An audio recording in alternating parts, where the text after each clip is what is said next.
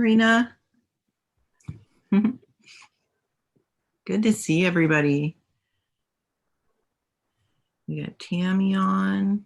I'm looking at my list here. Okay.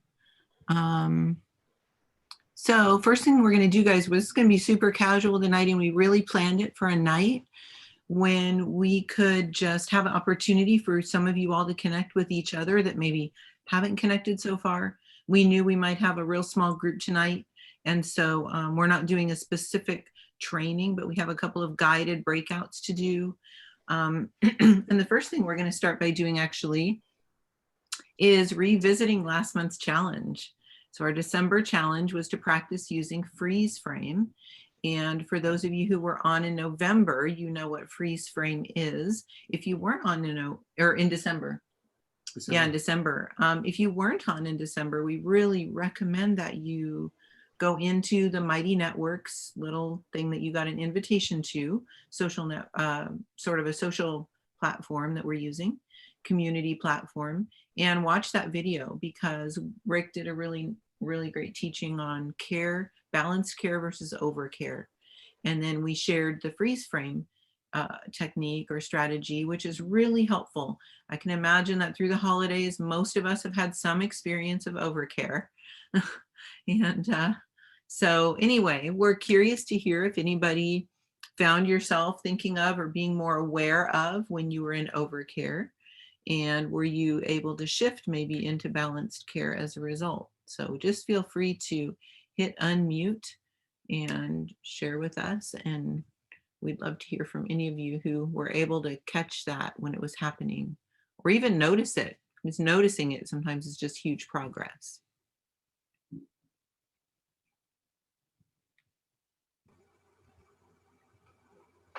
Hi, well, I might as well, it's Diane, I might as well begin.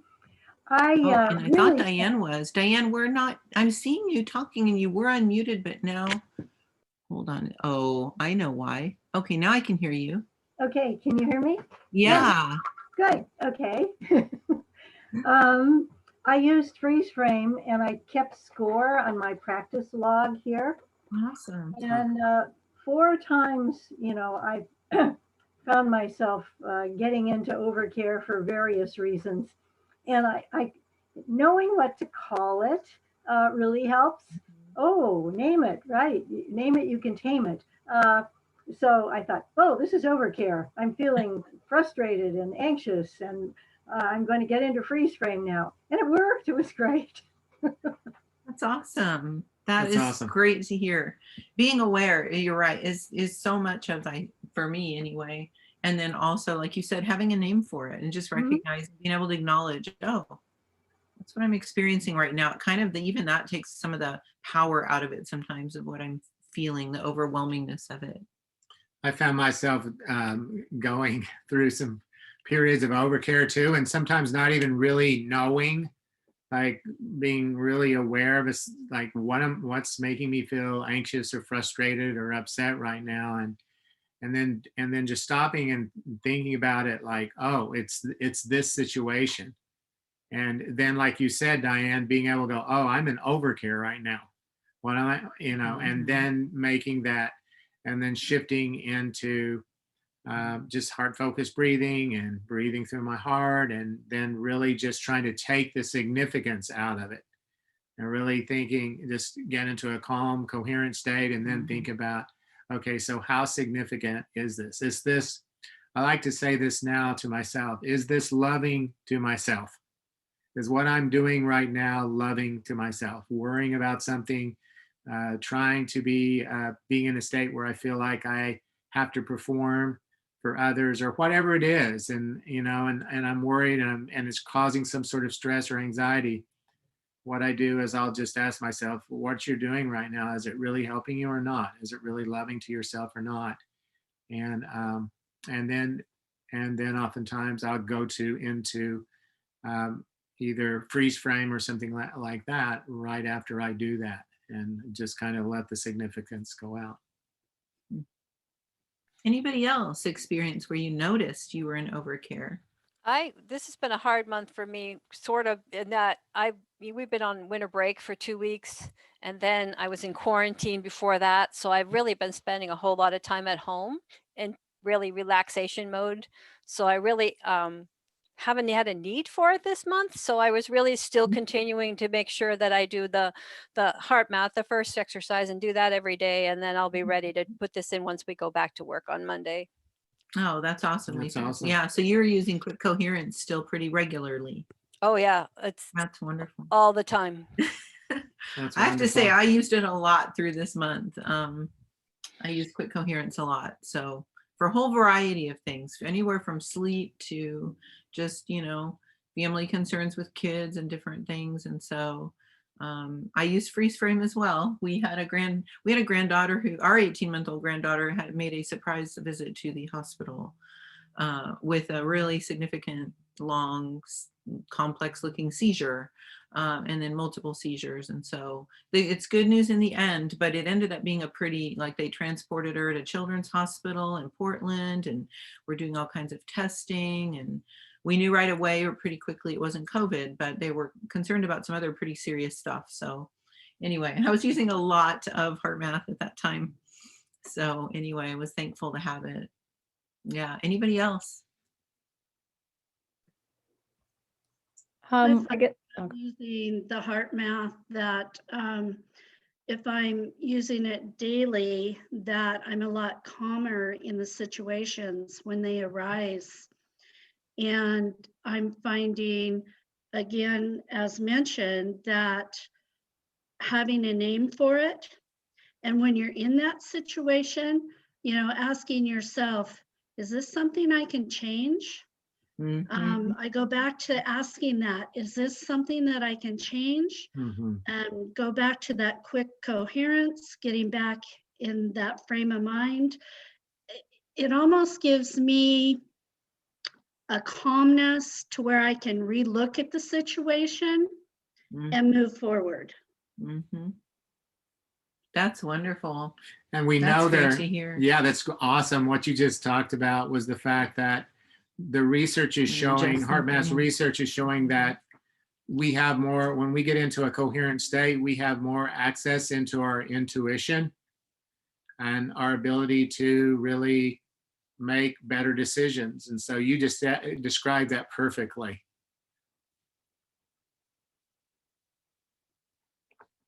Amy wanted to share. Oh, Amy, go ahead. Amy was ready Amy, to go ahead. share a moment ago. Oh yeah, I think I did probably better with the recognizing the depleting emotions and then figuring out renewing emotions. I think I'm still working on that part. But felt like I was able to do it a little more. I think over the holidays too, there's certain things that you can predict when you're going to have maybe an emotional response that's a little bigger just because it's family stuff. And so, so I definitely think I was able to predict situations better to basically acknowledge them and recognize the anxiety I was feeling or self-doubt I was feeling, because they're common triggers that I get. So I was able to kind of recognize them faster as they would, and recognizing them for how they zap me, how they zap my energy, and maybe don't help me. They, prevent me from employing my best coping strategies. But, just recognizing them more quickly, I felt happened, and then activating a renewing emotion around it. But a little bit too, what the last person was saying, Tammy, I guess, was saying about, sometimes with family stuff, it's not really things you can change. Some of the things you're dealing with. So just, recognizing that more quickly. So kind of putting it to the size of, keeping it to the size of the problem that it is. And then getting those renewing emotions, so you're just not so zapped by those scenarios that pop up. So I guess that's all I wanted to say.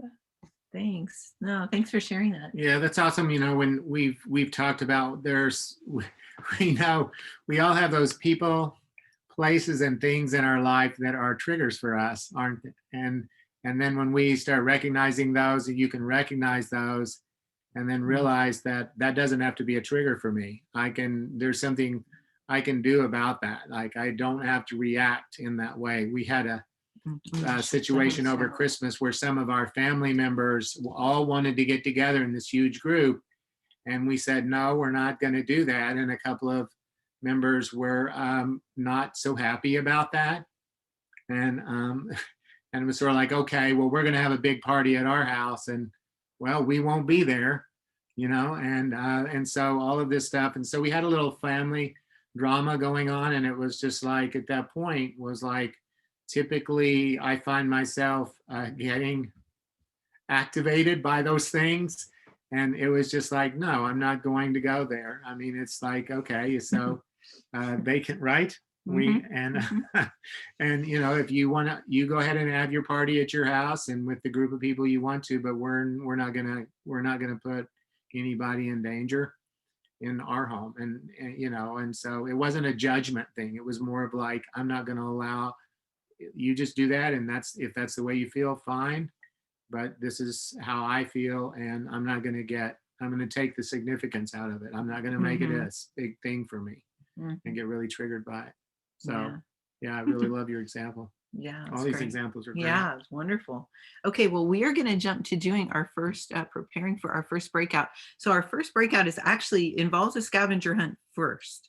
So we would like you to, we're going to give you 3 minutes to find 2 objects in your environment, and then click the yes button once you've got them. One represents something you want to leave behind in 2020, and one that represents something you want to carry forward into 2021. So feel free to get up, go wherever you need to go in your home, office, wherever you're at, and find one of each of these things. And while you all are doing that, we will, I'll get the breakout groups set up, and then we'll go out into our groups. Okay? Questions? Okay. Feel free to jump up and grab whatever you need to grab.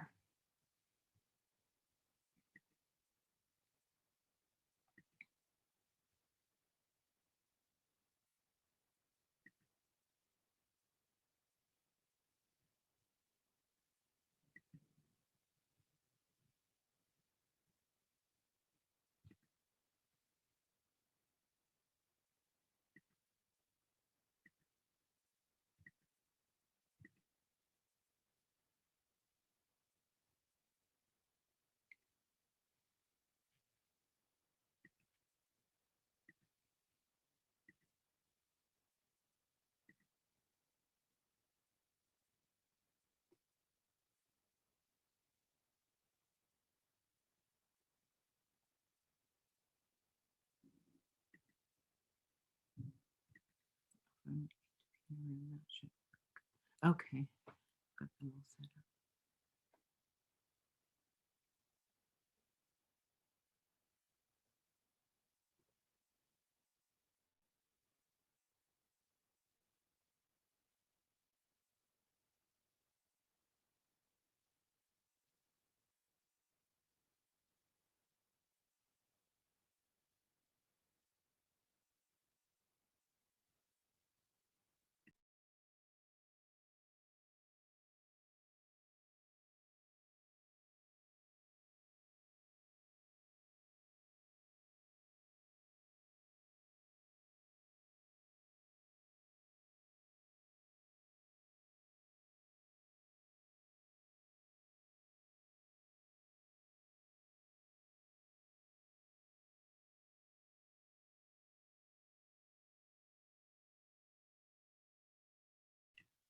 The other thing that you could do as well, if you want to, is take a picture of this is kind of what we're going to be sharing. It's kind of obvious, but if you want to have this when you get out into your breakout room, it's always good to take a little picture of the screen if you feel like you're going to need it. I think with our objects, it won't be so necessary with this one.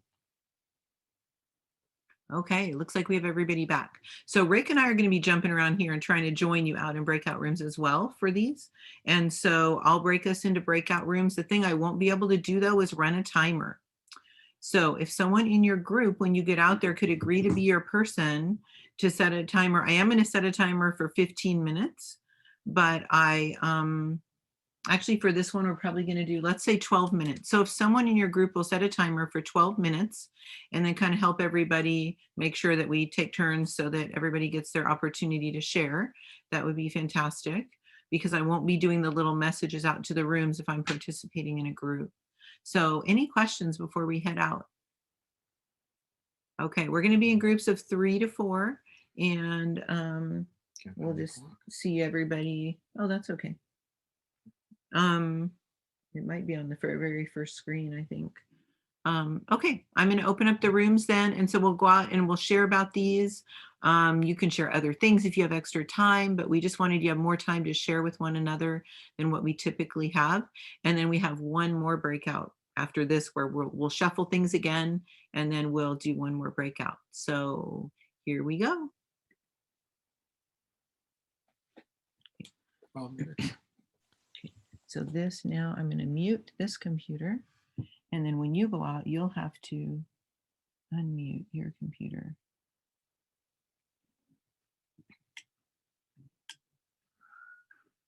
Okay. Here we go. There. Right there. Doris. Hello. Okay. So I can set a timer for us if you'd like. Okay. Great. So we'll just, you guys, okay, we're started. All right. Paul, So, do you want to go first? Sure. I'm gonna go with something I think a lot of people are thinking. That is I've seen one of those. represents. I think, certainly this is something even once we get vaccinated that we want to keep using. But I think it just the whole idea of moving past this and getting things back on track is what I would like to leave behind. Yep. How about you, Marina? I was very similar to you. So I brought, Oh. and while we will still be doing this somewhat, I have to say when this whole started, I was one of those people that maybe went a little bit nuts and I was like disinfecting my groceries. So at least now I know that I probably don't need to do that anymore. So I guess that's one part of the pandemic that could be over, is I don't have to wipe down all my packages anymore. But I agree with you, Paul. Like once this is, this is, and I totally could relate to Doris about, certain people just don't think that this is serious, or they just, and I apologize for the crying. It's okay. Bedtime. But it's navigating those social relationships when, some people just don't think it's serious, or they don't think that the level of caution that we want to follow is, something that they're going to follow. So Yep, that's what I want. been frustrating. Well, here's what this is what I thought of. This is my remote. And so what I want to leave behind is watching less news, and just, all of the stuff, that we had in 2020, from the COVID to politics to everything. And, what I realized is it was really affecting me emotionally. It was affecting my nervous system, where I could see, where even at times when I saw somebody wearing a mask, or they showed the death count on the screen, or just constant talking about how many people are sick today, and what are the restrictions, and so on and so forth. And it wasn't just that. I'm not saying that we shouldn't be aware of those things. It was just, we were watching a lot. I mean, we were, especially at first, we were just watching a lot of television, and in general, we just watched a whole lot more, and realizing that there's better things that we can do for our mental and physical health, and sitting and just watching, and kind of waiting for, hoping things to change. So that was mine. Yeah, that's a great point. I was It's going so to easy to go comment. down that rabbit hole. Oh, yeah.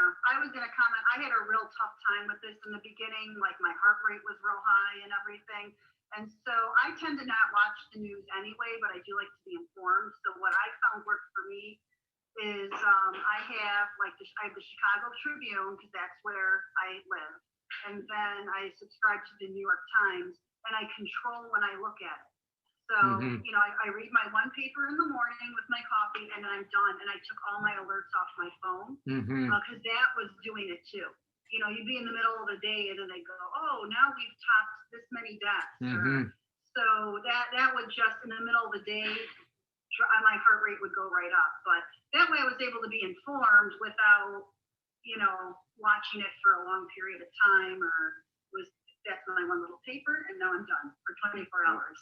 Yeah. Those are good strategies. Yeah, because, you know, we're all trying to balance that, be informed, but not be entrenched in what's happening moment to moment.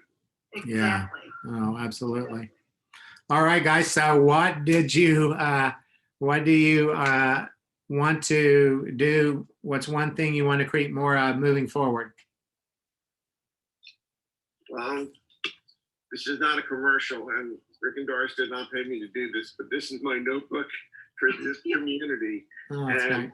although I felt like I've been successful at practicing some of the techniques, I haven't been nearly as consistent as I want to be. And so part of what I want to do moving forward is to really, you know, make these things part of my daily routine.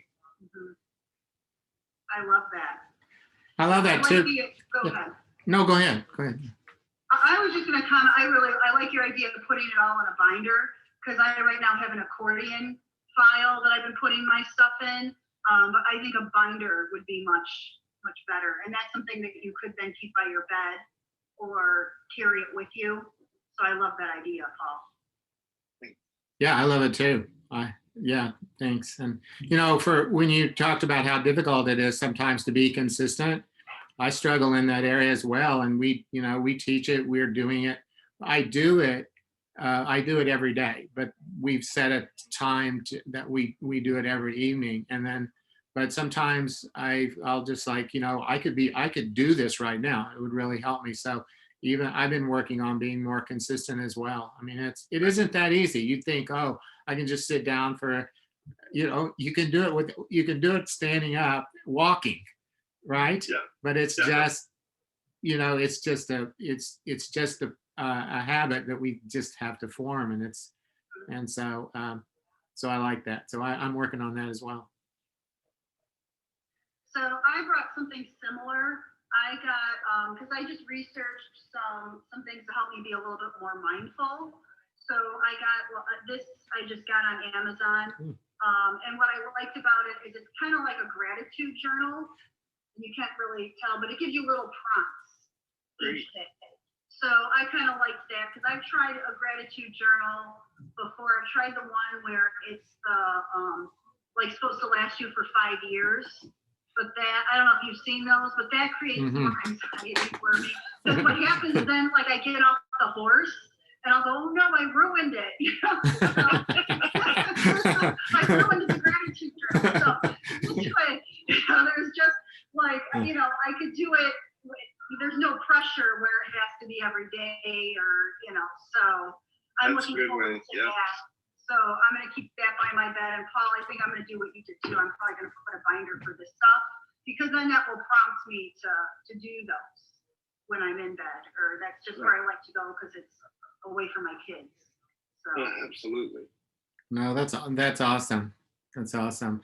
Well, mine is based really some on this particular book by Brene Brown. I don't know if you guys have seen this or not yet. The Gifts of Imperfection. And in the book, she talks about things like, if I can just,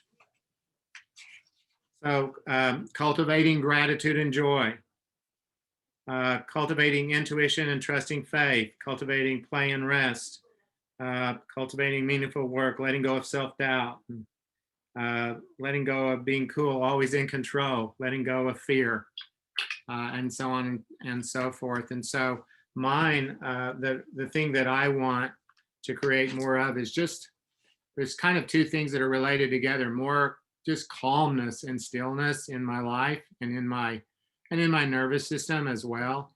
And along with this more acceptance of my imperfection, basically more compassion for myself. As it's easy for me to have compassion for others for some reason, but when it comes to myself, like, I'm really tough on myself. And so what I want to do is just create this lack of more and more, forget about the perfectionism. You don't have to be perfect. Nothing has to go perfectly. And just to create more calmness and in myself by doing that as well. Rick, what did you say? Who was the author of that? That's Brene Brown. Okay. Brene Brown. And yeah, we'll highly recommend this book. And she calls herself a shame researcher. And, Okay. and so this has a lot to do with shame too. There's a lot about how shame drives a lot of our behavior and our addictions to things. And so anyway, it's easy to read, and it's got a lot of great stuff in it. That might be really good for my NHS students because they're perfectionists. Yeah. And they're having a lot of mental health things. And we are probably going to discontinue one of our gifted programs. Is called the IB program. And I don't know if you guys have heard of the IB. Okay. Yes. Well, I've never been a fan of it personally, because it's an all or nothing. And so, we have a lot of kids where maybe the majority of the classes they're good for, but like maybe they struggle in math or English. And right. So, it's almost like if you don't have an anxiety problem going into that program, you have an anxiety program. Yeah. You start that program. And so, a lot of our brightest kids actually feel really stupid. And, I think stuff like that would be helpful in terms of working with some of my NHS students. And because I could see that being, that's really a big deal for them. Yeah. Mm-hmm. Yeah, I think I love that idea, Rick. I think we should put a little note on our bathroom mirror that says, you don't have to be perfect today. Mm-hmm. I know, and a lot of this is, for me, it's driven by driven by my family, where I learned that I felt like I couldn't really meet up to my father's standards for me, and so it was like I could never do enough. But then it really switched to me, and I couldn't live up to my own standards, right? And it did affect me in school too, where I was like, it's like a low A wasn't good enough. Low A wasn't good enough. I'm serious. And so I'm serious. So a B was just like unacceptable. It's like, look, I know that information. If I made a B, what's wrong with me? It's like, and so I know it gets pretty crazy. And this is something I've been struggling with since I was a child, but anyway, it can be overcome. That's our signal. Great to be with you guys. Yeah, great to be with you guys. This was a great breakout. Thanks. I thought it was too. Thank you. Thanks, guys. All right, we'll see you back with the full group here in a minute then.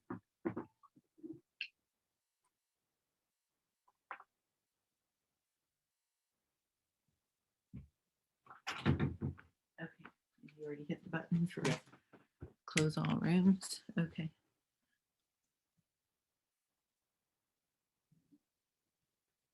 Oh, and let's see. Yep, you have to leave your breakout room and then mute that computer. We'll unmute this one. Okay. Try not to cause any crazy feedback that's going to like deafen anyone here with all these computers in one room. Well, I could hear Rick's room in here. It sounded like you guys are having way too much fun without me. Oh, we had a good time in our room. Is there anybody that would like to share something from just your breakout room that really struck you, that either somebody else shared or was, brought insight for you?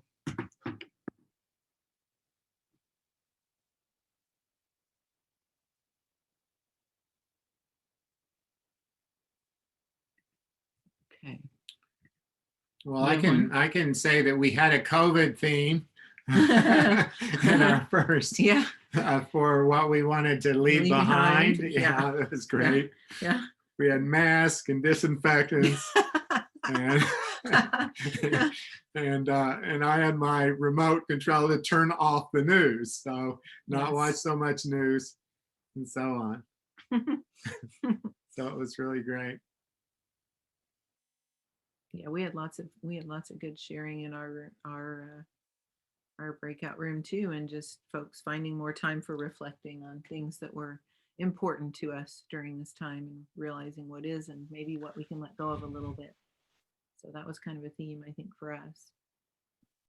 I felt like the other thing we just got was Okay, I'm good going. suggestions. Oh, sorry, Paul. Oh, Hold okay. on. Well, sorry, I hadn't unmuted this other laptop. No, I just said the other thing I felt like we got some great suggestions for strategies for moving forward. Oh, that's awesome. It's wonderful. Thank you. Well, it's really exciting when we hear that folks are using the strategies and are finding them beneficial, because that's our whole heart in doing this. And sometimes we worry that folks hear them and think like, oh, that's so simplistic. That's not really going to make a big difference. And we know from hearing from folks like you all and other people that have been in our trainings that have, come back around later and been like, wow, I mean, I really used that and it made a big difference. And we know from the research too. So that's exciting. Appreciate hearing that a lot. Okay, so here's our second breakout group. Okay, so with regard to either teaching, serving, or parenting the children in your life, or clients, if you happen to be on as a therapist, what has been one of your biggest challenges in 2020? What's been one of your biggest successes? And then what can you do to celebrate and affirm the successes of the people in your breakout group? How do they inspire you? So I'll let you soak those questions in for just a second. And again, grab a picture. This one especially might want to grab at least one person from each room break. And you're going to be in different breakouts. We're going to shuffle.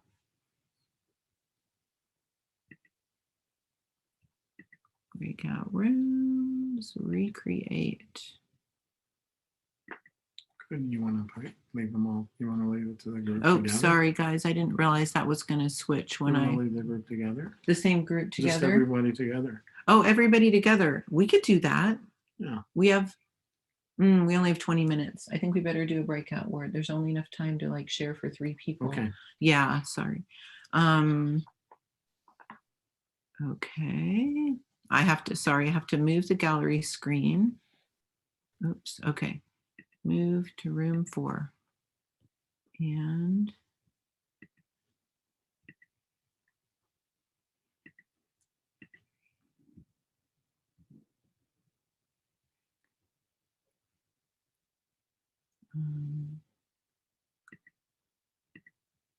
okay.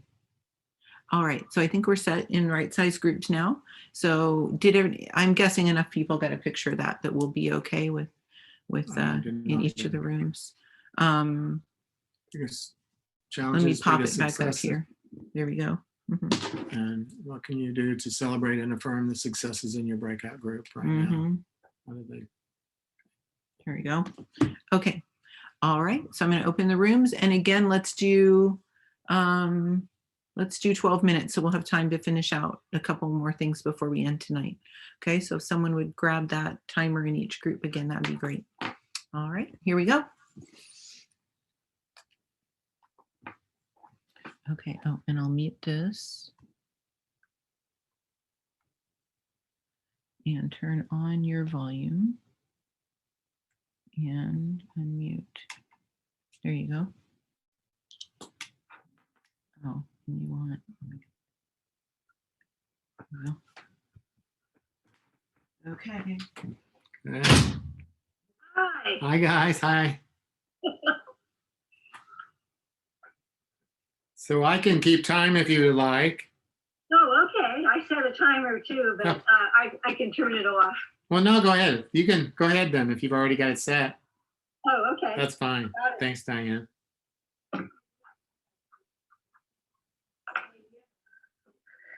Who would like to go first?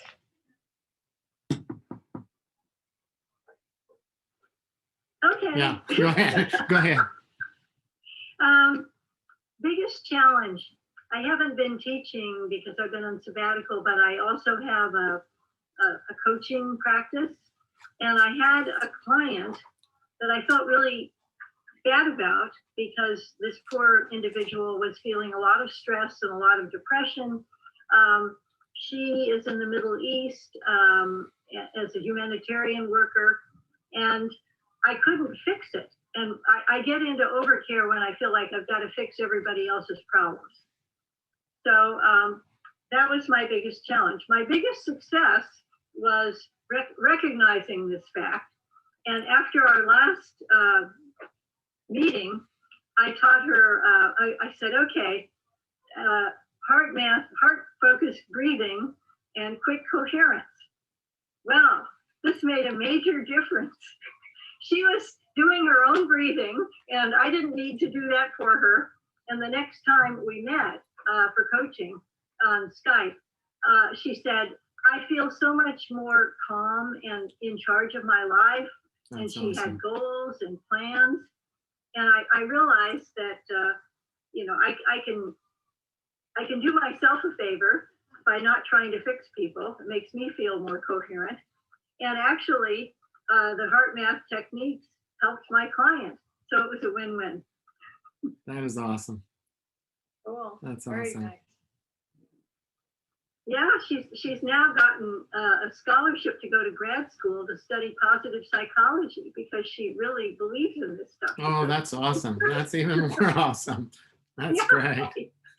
Wow, that's a wonderful story. Yeah, that's a big outcome. Go ahead, Yeah. Amy. You want to go ahead as well? Sure, I can go ahead. My biggest like challenges have been around technology. I think myself learning new platforms and new tools and then being able to use them quickly with students. And I'm kind of a team leader, I guess, among my staff. So just kind of helping to manage the adult stress, you know, of people that are very passionate about their work and not feeling as capable and feeling stressed out because they're parenting and teaching at the same time. Many of them are you know, teaching from home and managing their own children's schooling now. So kind of helping them through that as much as I can. So those have been, and then just the tech issues on the other side of that, helping the students with their tech issues and stuff. And then just that learning curve of all the new ways we're teaching now to engage students over Zoom mostly. The success, those are harder. That was harder for me to think about. I know there have been some, but I've been off for 2 weeks. And so I'm forgetting some of the like heartwarming stories. We did have some with our, we do this one, I guess one success I just thought of was Bags of Love is this local organization that mostly provide a transitional bag for kids going into foster care. But because I work with a high needs school, we partnered with them the last couple years. So every one of our students gets a bag, and it's like clothes and toiletries and usually a stuffed animal and sometimes a homemade bag or a homemade, I have a very needy cat right now. What are you doing, cat? He keeps getting in my way. I'm just gonna put him on my lap and maybe he'll be less distracting. And so we partnered with them again. So each of our students, along with some of our students' siblings, we delivered those. We actually used a staff member to courier them out to everyone in our school. And we're a county program, so that was like all over Lane County. So that was a success. I think kids feel cared for, and of course it's always exciting. And we did it around Thanksgiving, I think. Yeah, so they got it around Thanksgiving. So, you know, just something to make them feel cared for and special around that first holiday. The other piece is that attendance, we've had really pretty good attendance. We have a small school, so we're really rapport based, and we've gotten most of our kids to come online. Not all of them are engaging with the curriculum, but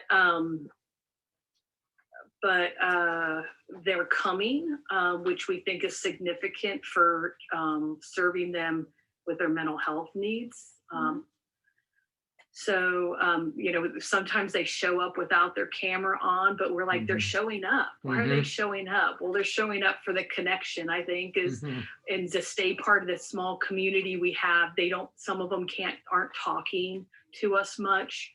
And we're worried about them. We're hoping to bring them back for limited instruction, but and some of them live in super challenging environments. But they're still like logging in, even though they're not doing any academics. And so we're trying to like keep that as a positive, and get them back to campus as soon as we can, because those are our high need kiddos. Wow, beautiful. Anyway. So Yes. we're now That's at great. 5 minutes, so we're pretty much ready for Rick, I guess. Okay, so I'll try to be quicker. I mean, I think the biggest challenge this year was doing our trainings and shifting from doing in-person trainings to Zoom meetings and things like that. And for me, it was at first a real challenge. And one of the reasons is because I really like to feel that connection to other people. And at first it was like, wow, I'm just seeing all these people in these square boxes and I'm not knowing if I'm making any connection or not. So that was really hard and for me. And so a lot of our trainings, I was thinking, wow, I don't know if it's, how are we doing basically? And it was creating some stress. And then as time went on, it seemed like it became easier. And so I think the success was that it was kind of like what you said, Diane. It was like, I'm just going to do my best. I'm not going to try to like I got to just make this great. I just got to go in there and do my very best and just do the best I can and then leave it at that and just try to communicate that, my passion for the work that we do and literally my Doris and our care for the people that we're doing the trainings for, and just becoming basically more accepting of that and how well we're doing that. We're just doing our best. And the other thing that was really interesting too, is during this time too, I ended up retiring at the end of October. And so then there was this deal of like, oh boy, it's like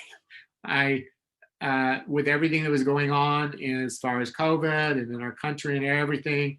And it was a time of where I was like, okay, so I've got to like learn to make this shift too, in terms of not working now into our work that we do right now. Our training is our full-time job. So I think I did a pretty good job of just dealing with that. And basically because I was using the HeartMath techniques, honestly, that's what kept me going, because there were times when I really felt alone. But I knew that everybody else was feeling that as well. Because when we started talking to people on Zoom calls and in our trainings, people were saying, we want that connection too. So I think just my adjustment was probably my greatest success. Wow. Well, you both have given me some hope. I'm going to be teaching next week for the first time on Zoom. I've been on sabbatical prior to this. And I'll just do my best, because I think, as Amy said, and Rick, people need connections. We want connections. Here those students are logging in, and if we can't get connections in person, well, we're going to have to get them one way or the other. And so here we are. What I brought to the last breakout group was, this year I am going to do more things with heart. Yes. And I thank Doris and Rick for helping make that possible with these beautiful seminars. because it's a great reminder that when we do things with heart, you know, that makes the biggest difference.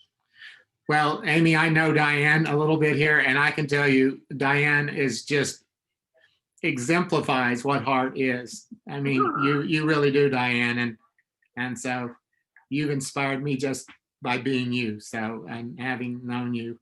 Well, thank you. And I guess our last is that we're going to celebrate our team's successes. So I celebrate Rick's success because I'm experiencing it. My timer just went off.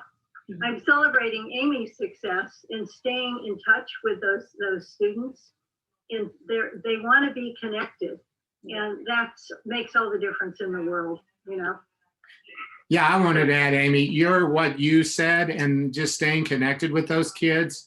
I mean, you are doing so much for them just by being there. So like you said, they might not turn on the video, but you know, they're there. They want that connection. And I just think that, I think what you're doing is awesome, and the way you're handling that, because we know that's really hard. Yeah, and that's that kind of connection with, you know, again, one teacher can make a difference in a young person's life. There's all kinds of research on resilience that shows that. So, you know, more power to you. Thank you for what you're doing. Yeah, well, I celebrate your successes too. I think like you just told us about your one client, Diane, but you know, you made a difference in that one life, and that radiates out. And Rick, I know retirement, that's a huge path change. So I celebrate that too, because that'll give you more energy for your next areas of exploration in your life. Got a whole lot of living left to live. Yep. Thank you. Thank you. I think one thing I took from your, I guess the training last time is making connections with our adult friends or our adult colleagues. And what I've been trying to tell others and my colleagues at work is just like, even if it's 5 minutes or 15 minutes, and I keep telling them, you don't have to be in a good mood when we do it, you know, and you don't have to become prepared, and you don't have to come happy, like, but just come. Like, yeah, that's so I've been awesome. trying to do walks with different people, and it's just like, That's just come and awesome. connect, you know? That's awesome. That's so awesome. Sorry to have to Yeah. hit the button, you guys. I feel terrible. All right. I'll keep talking forever. You got to cut me off. No, that was awesome what you just said. Just be there. Just be there. Yeah. The micro moments of connectivity. There's a Barbara Fredrickson's research. It's good for our health to connect. It's good for the health of the people we connect with, and we can heal this beautiful planet. Oh, dang. Mhm. Okay. Okay, we'll stop video on that one. And we're back on this one. Yay. Okay. Sorry, Diane. Doris cut us off there. It happened automatically. I did not cut you off mid-sentence. Oh, gosh. This was so fun, though. I wish we had more time for this every single time. I know if we put on our, on our thing that we have a 2-hour monthly thing, no one would sign up. No one, right? But then we get to the end of this hour and it's like, gosh, I wish I just had like 5-10 more minutes with my group. And so anyway, that's the dilemma of doing this, but we just do our bonus time and then we get to chat anyway. So any debrief from that group? I'd love to hear about any of the successes that came out that were inspiring to others.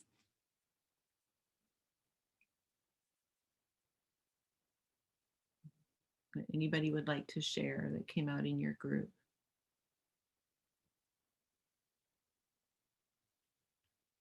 Well, I can just say I was really inspired by Amy and her just being there for kids when it's so difficult. And we know that, especially those kids that, we don't know what's going on in their home life, and you're there for them. And so I was really inspired by that, Amy. And as well as Diane. I know Diane was talking about Heart and and the work that she does in her coaching, and I'm so inspired by you, Diane. You're just an awesome person as well. The importance of connections. Yeah, absolutely. I think, you know, we had a common theme in our room about everyone just really being like the big challenges were a lot around concern for serving the kids, as well as the impacts that we're all feeling about keeping things in perspective and the kind of overwhelm of the highs and lows. And I think it's the same for the kids too. In our group, we didn't just talk about the impact on the kids. I was talking a lot about the impact of our principals and superintendents. I mean, they're going above and beyond, and how can we support them?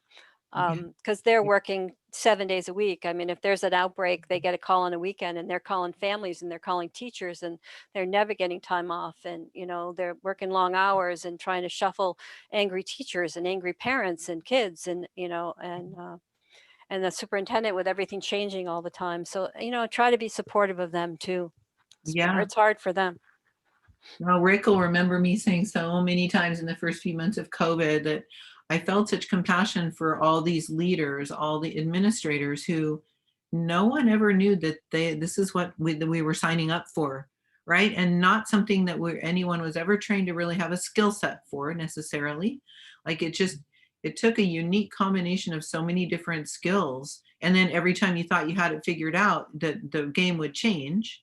And that just really, after a while, can really wear on people's stamina and their ability to just kind of hang in there. So, no, I agree. Well, hopefully you got to share some of your successes as well. And you're actually going to see a post in the Facebook group that's going to come out tomorrow that's going to ask folks, even the ones that weren't here, to share success for this year, and an article that we posted about why it's important to celebrate our successes, not just to acknowledge them, but to really celebrate them. And there's some different reasons. It's not a super fancy or complex article, but it's this picture right here that you're seeing. But just some things to reflect on and think about. And one of them is that chemistry that we've been talking about too, right? That by celebrating our successes, we're generating those renewing emotions. And then that causes us to more and more repeat that in our life. So our monthly challenge for January, we want to share, and we'll put this on Facebook group too for all the folks who couldn't be here tonight and in our Mighty Network group, is to think of at least 3 people that you are grateful for in different areas of your life. And then find a way to express your gratitude to them in a way that they might not expect it. So whether that's a handwritten note or a card, right, as opposed to using email, maybe a small care package in the mail, or a balloon delivery, or a surprise FaceTime or Zoom or something, but really finding a creative way or a way that they might not expect to let them know that you really are grateful for them. And so we just encourage you to think about that. And then over the course of the month, put those things into action. And hopefully we'll get folks sharing what they're doing on Facebook, which will be really fun to hear about what various of us are doing in that respect. So, and I will send this out. Because of our scavenger hunt, we couldn't send you the slide deck ahead of time. That was supposed to be a surprise. So we'll send it to you in follow-up. So you'll have this if you need it, or you can grab a picture of it right now if you'd like to have a picture of it, but we'll definitely email out the slide deck. And I also wanted to do that. Okay. And then, sorry, I just have to adjust something here on Rick's computer for a quick second. Okay. And then we just want you to know that there's exciting times ahead. In February, mid-February, we'll be opening the doors of the community again for registration. So it's been closed all through this time. And so we would love 2 things. We want you to know that we'll be sharing on February's gathering some new, and by features, we just mean for things that you all expressed as being important or that you would like to participate in the surveys that we sent out. And so one that I'll just pique your interest with is a couple of book groups. And so, and we're really designing how to make those opportunities for people to connect, to learn, to share, and also keep it time sensitive, right? So we're not going to say meet for a book group every single week on this day or something. We're going to try and make it to where there's a balance there about the time commitment along with you really getting benefit from it. And so we'd love for you to be sharing with others that you know who could really benefit from joining us. We'll probably open it for 1 week. We haven't decided the exact dates yet. It's probably going to coincide with we're presenting for a conference, that national trauma-informed conference that I posted about. So it'll be right in the middle of February though. So on February's call on February 1st, we will share some more about the things that we'll be bringing into the community. And it's really based on just what you all have shared with us about your greatest needs right now and the things that you're most interested in. So any questions about any of that? Or right now, if people go to if you shared like the link to the page that has the community on it for people to read about it and learn about it, if they click the join now button, it's going to take them to a page that says, sorry, it's not open right now, but they can get on a waiting list. And then they'll be the first ones to know when it does open, as well as obviously if it's somebody you're connected to, they'll know, they'll be able to find out through you, but they can put their name on the waiting list and then that way they'll get notified ahead of time when it's opening. So so that's the story. If they email you back or call you up and are like, I went there and I can't even get in, that's why. And we do it this way, especially because we'll be doing our new rotation of the stress and well-being assessment. So that's 4 times a year. And so that's when we're opening it. We're aligning it with, we really want folks to have this level of quality of experience where they come in and they're doing that assessment right away. And then they're being able to apply the things that they're learning to work on these areas to improve quality of life. So anything else that you can think of that I'm leaving out? I can't. No, that sounds great. Okay. And this is just nothing too exciting here. Remember, you have a discount code if any of our trainings come up and you want to attend. The one we have that right now that has some open seats into it is a resilience training. That is being hosted by Dickinson Public Schools in North Dakota. And they have allowed us to open 20 seats to folks from outside of their district. So there are some seats available for that. And right now, if you go to the link, I think it's going to tell you to email me because we've had some problem with the registration site, but just we'll work it out. I'm hoping to get a new link set up here within the next 24 or 48 hours. So anyway, so I'm going to click this off. And we're at 6:05, so we went a little over. Sorry about that. But we will just say that, anybody that needs to go, looks like Doris already left us there because I see her tile is empty. That was me running in here really quickly to hit the breakout button and leaving my video on. Yeah, anybody that needs to jump off, feel free to do so. It was wonderful having you here and getting to do just this more time to connect with each other.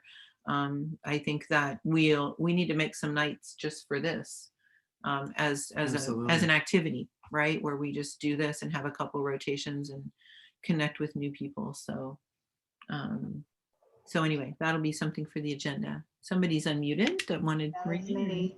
Yeah. So I'm not gonna, I'm gonna jump off because as you guys have heard commotion in my house. So, but I do just want to say I really enjoyed this and I really liked having the opportunities to have conversations and speak. So this was a really nice, just kind of an enjoyable session for me. Good. That's great to hear. Yeah, so I just wanted to say that I really enjoyed myself. I did too. I gotta go. I got a whole house full of babies. Thank you. Bye. No, that's okay. Thanks, guys. And we'll Bye, definitely guys. look to do some evenings of just this in the future. Yeah. Kind of optional mid-month, like jump on if you want to connect with your colleagues. So yeah. So, okay, great. Well, I'm going to shut off our gallery screen.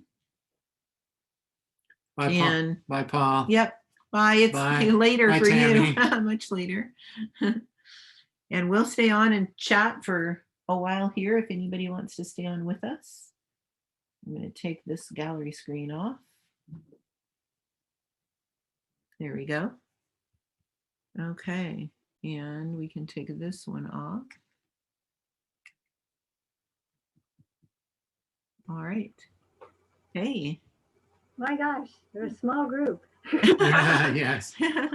I have something I'd just like to add. I love the gratitude practice challenge that we have for the next month. And what I heard in a couple of my small groups was our administrators, the principals, the superintendents that are working 7 days a week. Mhm. And I'm thinking that this is kind of subversive, but what's the possibility? Appreciation is really a good heart math affirmation of renewing emotions. So that if I challenge myself to appreciate the administrators at the school and the tech people, and just instead of just taking it for granted, to thank them on a regular basis, I'm going to increase my own coherence because I'm appreciating. Yes. And I'm going to obviously help them feel appreciated and more coherent too. And we all need that. And you know, when people are stressed, when I'm stressed, sometimes I forget about that. I think of, oh, this darn tech problem, instead of this wonderful person who helped me solve the darn tech problem. So I'm going to challenge myself to appreciate people more consciously in the days ahead for all kinds of good reasons. No, I love that. I love it too. I was talking to one of our sons today about the fact that what you just said is like when you can become more coherent and you extend your kindness, your compassion, your empathy, you like it comes back to you. Yeah. Right? Mhm. I mean, you're the recipient Mhm. of it as well. Every time you give it out, it's doing something for you as well, Mhm. regardless of what that other individual says or does, right? Mm-hmm. Yeah, and it doesn't cost us anything, right? I mean, you know, it has no negative side effects, and we get a big boost of renewing emotions and greater coherence, and we can spread greater coherence around us just by appreciating one another. So that's something that I take away from this tonight. Thank you. Well, Mhm. Diane, you also made me think of something I was thinking about today is that a lot of people kind of we think maybe feel like, well, you know, these coherent techniques, I'm not saying our group, I'm saying people that we talk to, or Mhm. sometimes we'll do trainings for, and you get the feeling that maybe they think, you know, doing these simple, you know, things like hard focused breathing, like just quick coherence, is like, it seems like it's too simple to really help me, you know? Yeah. And Mhm. my latest deal is I want to tell people, look, just do it. There are no side effects. I mean, there are no negative side Just take it for a effects. test run. Just for take like it for couple a weeks. test run for a couple of weeks. Yeah. And I promise you, there are no side effects, regardless of whether you're happy right now or you're in a state of depression. It doesn't make any difference. It's going to be good for you. Yeah. Yeah, so true. How are things going for you, Rosanna? Things are going really good. I get to, we have the Character Strong curriculum, and I'm teaching that in like 11 classrooms. So I'm pretty busy. Wow. And are you guys back in person? Yeah, we're in You're person. in one of the counties that there's very few, right? Like 3 counties in Oregon or something that can. Yes, there's Yes. Baker, Lakeview, and then I don't know where else, but we've been in school since September 16th. And then we went full time on December 7th. Okay. Yeah. So yeah, it's been good. So Good. Oh, that's That's fantastic. great. yeah, the thing that we were talking about in the beginning, you know, how you can not be out of balance and carry. Oh my gosh, I've carried my whole life, and Oh. you know, I'm becoming more aware of that. probably an example is on Wednesday, you know, I've been home on Wednesday and my husband likes to watch Blue Bloods because on Wednesday, the Blue Blood channel comes on with the policeman, right? Oh, yeah. Yeah. And it was on all day. And I just said, I mean, all day because he likes it. But as I said, I can't, you know, I can't see another person shot, you know, today. And it just, it's like, that's the work that we do, that I do, right? That emotional work. And so I'm probably really for the first time in my life, really becoming aware of coherence and mind heart. In fact, in my classroom, I plug in the mind heart and just a little taste there, which is kind of fun. Yeah. But I apologize. I can't remember. Were you on with us in December?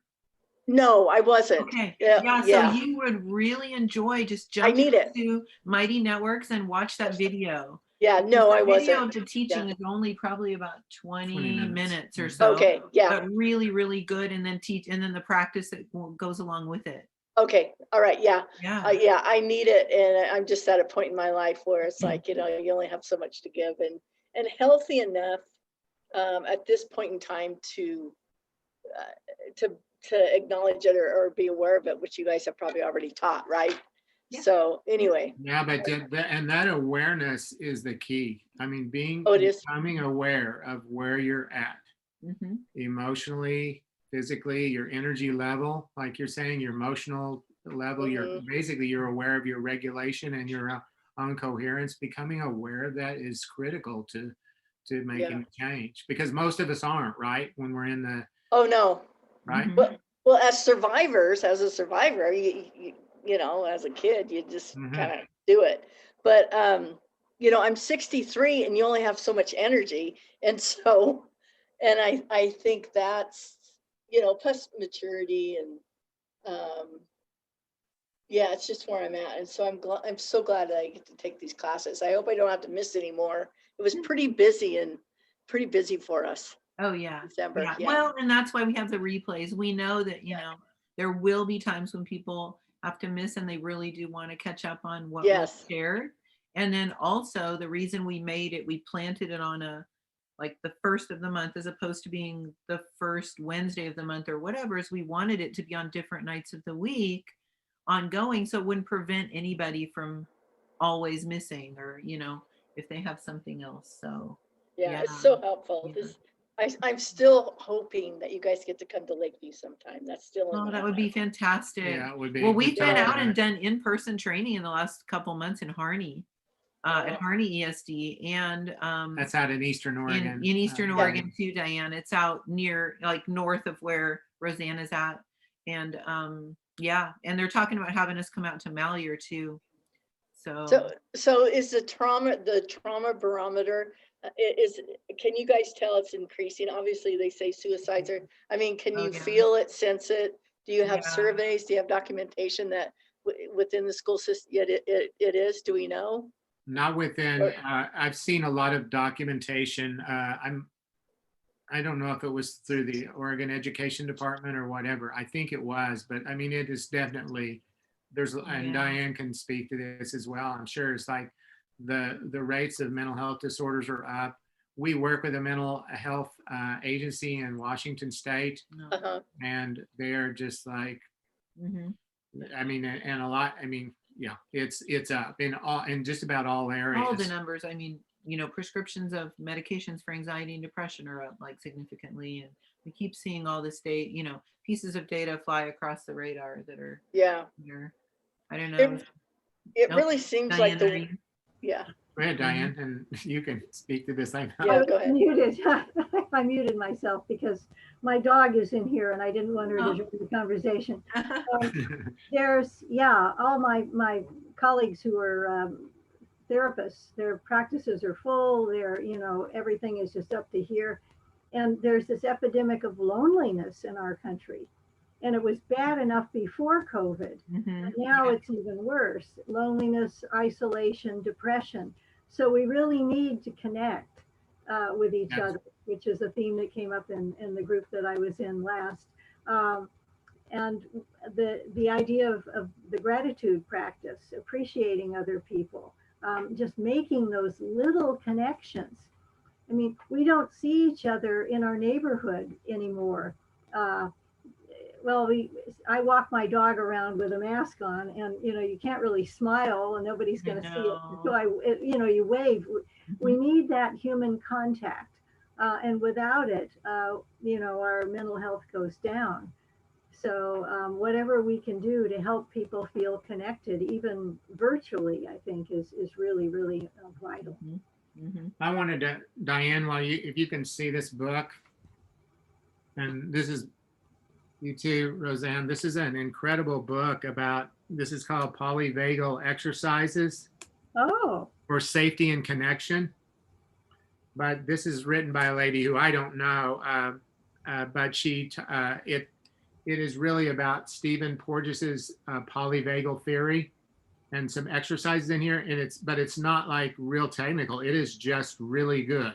I'm just telling you. It's something we'll probably end up doing as one of the book group offerings at some point. I don't know if it'll be in this first round, this next quarter, but it'll be somewhere along the road because it's that good. It's really. But here's what he says. Loneliness is a common human experience. A study of 20,000 people in the United States, and this was a few years ago, found that 46% reported feeling lonely sometimes or always. 46% reported feeling left out sometimes or always, and only 27% feel as if they belong to a group. And then he goes on to talk about how what you just said, Diane, is that without connection to others, that it affects our mental and physical health in a significant way. And so anyway, I just thought, this is really and it gives you exercises in here too that you could possibly use with clients and just use with yourself, probably use with kids as well and with staff as well, with your family. I mean, they're just simple exercises to just like build that connection. So, Great lead. I've written down the title. Yeah, there's all this research that's been done by a woman named Barbara Fredrickson, who wrote a book called Love 2.0 about the fact that when we connect with other people, of course, it's good for us too, and physiologically, psychologically, it's an amazing thing. And because of COVID, a lot of people aren't going out very much. So the just ordinary neighborhood greetings that, you have, just seeing somebody down the street, that we all need a sense of community and connection. So whatever we can do in this time period safely to cultivate that is a good idea. Well, with the mask on, what I've thought a lot about, with the mask on, with our face covered up, you really can't see the expressions of the other individual.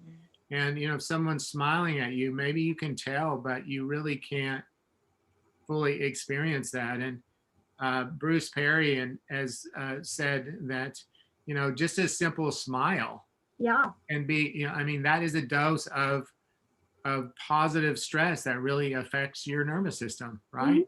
And we've lost a lot of that when everyone has to walk around with a mask on, right? How are your staff teaching, Rosanna? Have they gotten a clear, are they using face shields, or what are the staff using? We were using masks. At the beginning, we were using masks and shields. And then in the month of December, they said no shields. And then they flip-flopped it back to shields. But most of the teachers really try to use shields because, especially at kindergarten, first grade, they need that phonemic awareness. And so they flipped it back. But I just feel for these elementary kids. I mean, they wear their mask. I mean, it is impressive, you guys. Yeah, that's impressive. I'm sure.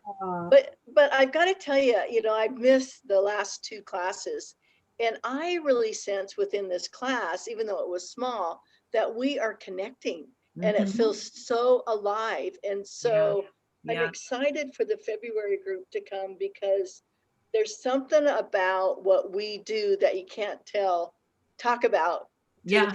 Yeah. You know, in the store, Yeah. right? Yeah. You know, I mean, it's confidential, but you know, even this, it's so uplifting to me, and I just feel a heightened jubilee because we're connecting like this, and I'll try not to miss. I mean, do you guys Oh, feel that? that's awesome. We do too. Do you feel that now during this Absolutely. class? Yeah. I felt Yeah. it tonight. I I really feel it. felt it tonight. Yeah, talk about needing each other. Yep. Mhm. Yeah. And it's been interesting for me. This month has been my hardest month out of all of COVID, and not like the week of Christmas and all that. And we had our adult kids here from North Carolina, and like that was really good. There was nothing hard or bad about that. Or like Rick said, we had a little family drama with my sister and her husband, but that was not a big deal. Yeah. But this month, it's just, I feel like the drought for me of novelty for my brain and my emotions, the drought of connection with other people just has really, like, I've really felt it a lot more than I felt it earlier in this experience. And so, yeah, no, I really did feel it tonight. And I really think after hearing everyone tonight, we need to do at least once a month, just a night, just an hour for social, and split it in half and let people have 30 minutes with one group and 30 minutes with another group or what, and just continue to help people. I mean, we have some really fascinating, like we have 2 ladies in this group that are from Australia that I'm really hoping are going to be joining us on the calls. You know, we've got folks from all over the country and in a lot of different roles too. Like we have multiple therapists in the group. We have multiple folks who are here just as parents who do work with parents, other parents. So, you know, if we can start getting those folks engaged into connecting with each other, I just think there's going to be some real excitement to that. Yes. So I'm excited for February too, and we actually have one of our ESDs up here that is talking about, in Oregon, that is talking about doing like a group subscription for all of their administrators that are included in their ESD. So please do it. Please do it. Wouldn't that be amazing? I know. So, I mean, I hope it, you know, that we kind of, everything went on pause and everybody's disappeared over break. But you know, this week I'll be checking back in with people, and it's nice that it falls mid-February because it gives everybody a chance to come back. And then, you know, we'll hopefully jump in with some new folks. Yeah. So.